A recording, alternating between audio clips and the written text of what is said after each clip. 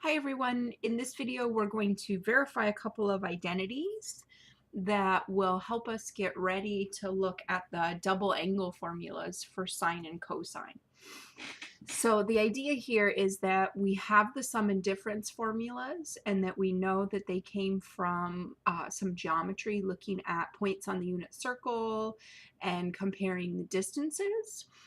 So now I just want you to see that the double angle formulas are really just a special case of the sum and difference formulas. So for number 5, we have sine of 2 theta equals 2 sine theta cosine theta. And the key to this one, this is verify not solve, right? So that's a question mark. Are those the same? So to get this one, you need to recognize that 2 theta is the same as theta plus theta. And I'm not going to do anything to the other side for now. Okay, and then we have our sum formula for sine. I don't know if I kept that within reach.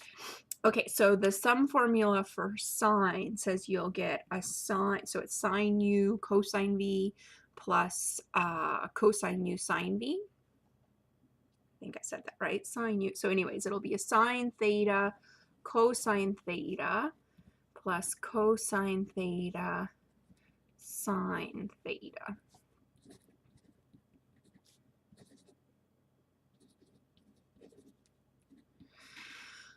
Okay, so again, what's happening here is that our u and our v are both equal to theta. So when we break this up, we're supposed to have a sine u cosine v and a sine v cosine u.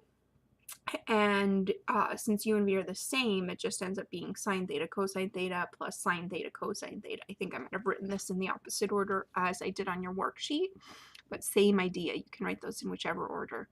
So it ends up that these two are like terms. So we have a single sine theta cosine theta, and then we add another sine theta cosine theta, and we end up with 2 sine theta cosine thetas, which is definitely equal to 2 sine theta cosine theta.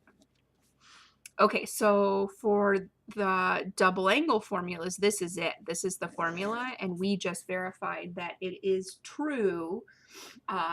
In fact, it's just a special case of the sum formula for sine. If you take the sum formula for sine and you make the two angles the same, you get the double angle formula. Okay, so for the next one, we want to work on cosine 2 theta. So we'll do the same thing. Cosine theta plus theta is the same as cosine 2 theta, which leaves me with a cosine squared theta minus sine squared theta on this side to aim for. So the sum formula for cosine says if that's your u and your v, you're supposed to take a cosine of u, which is just a theta, times a cosine of v, which is just a theta.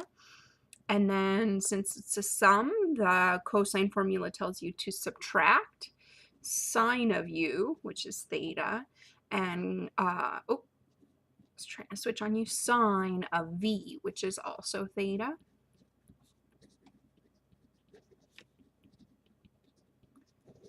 Okay, so we end up here, and this I think is definitely true. If we multiply cosine theta by itself, we get cosine squared theta, and the same for sine squared theta equals cosine squared theta minus sine squared theta. So again, the double angle formula for cosine is a direct result of the sum formula for cosine.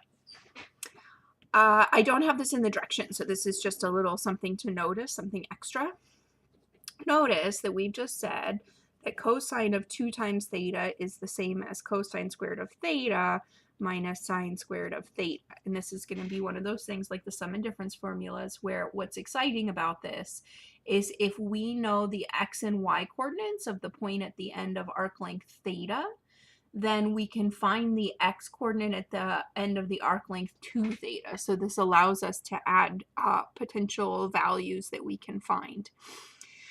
I just want to point out really quick before I finish this one up that this requires us to know the x and y coordinates, but using the Pythagorean identity, we could very quickly and easily rewrite it so that we only need x or only need y. So if we want to only need x, this is no longer a question mark. We just verified it. So we know this is true. So let's just mess with this side and see what else is true. If we only want to know x, I'm going to replace sine squared theta by 1 minus cosine squared theta. And then when you distribute, you're going to end up with a positive cosine squared theta, which we add to the other positive cosine squared theta, and get 2 cosine squared thetas, and you'll get a minus 1. So this is absolutely true. This is one version of the double angle formula for cosine, but this is true as well. So if you only have your x coordinate, you can use this version of the formula. Basically, it's just done the Pythagorean theorem for you already. If I knew x and not y and I was trying to use the top one, I'd just use the Pythagorean theorem to find y. So again, that work has just been plugged into the formula. And then similarly, if we want to start here and we only want to know y, we'll say cosine squared theta is the same as 1 minus sine squared theta. And then we have the original minus sine squared theta as well. So a third version says cosine of 2 theta is equal to 1 minus sine squared theta. And all three versions are on your formula sheet. So I just wanted you to be aware of why there's three versions and that it's nothing too crazy going on. It's just using the Pythagorean identity to make it in terms of only x or only y or both x and y. So if you know x and not y, I'd use the middle one. If you know y and not x, I'd use the bottom one. If you know both, you can use any of them. It doesn't matter. All right, thanks for watching.